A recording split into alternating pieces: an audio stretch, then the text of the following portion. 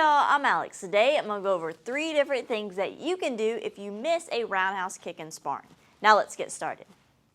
So basically in today's video, I'm going to go over 3 different options that you can do if you ever miss a roundhouse kick in sparring and want to follow up with another move. The first thing we're going to go over is doing a spin kick after it.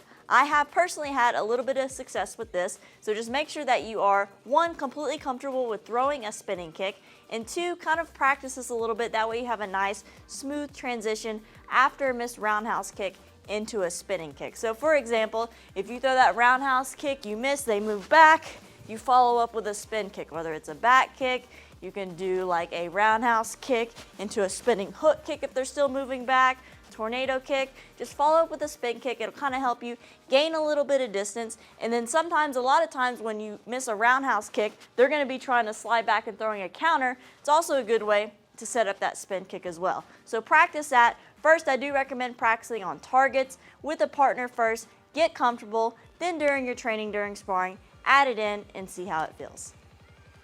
The second follow-up is going to be using a punch to get inside to the clinch, because sometimes you don't always want to just keep on kicking or keep on attacking. Sometimes you want to just really just close that distance nice and quick, shut down a potential attack from your opponent, and then just get in close and work the clinch.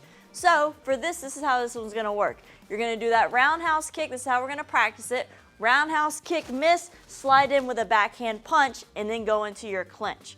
Okay, so it's going to look like this. From here, I'm going to do that roundhouse kick, I miss, slide in, and then throw that punch with the backhand. Just make sure that you are also very aware with what your opponent's doing. Obviously, if your opponent's about to throw another kick, maybe towards your head, make sure that your head's covered or that you get in nice and in tight with that punch.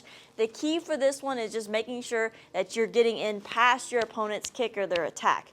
So obviously, if you kick and then you're kind of way out here as you miss, and then they're coming with another kick, you might not want to slide in with that punch.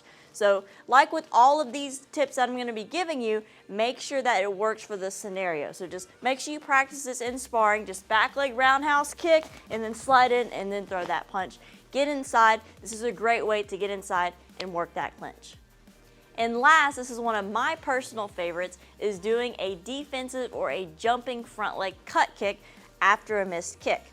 So it's going to look like this. I'm going to show you guys just like this with that back leg. If you miss that back leg, you land in front. Sometimes you might land in kind of close to your opponent, or they could just be coming in. But this is something that I've recently started doing, and I just personally really like it.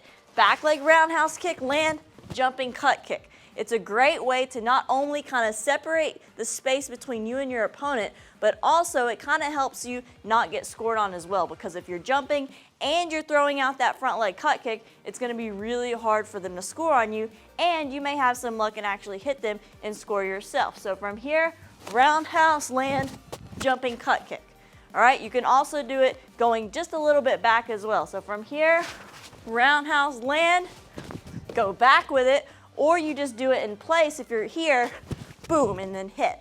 All right, a couple different variations. Definitely make sure you practice this one. It's a lot of fun. It's something that's a little bit different, a little bit unique and awkward, but it could be very useful in sparring.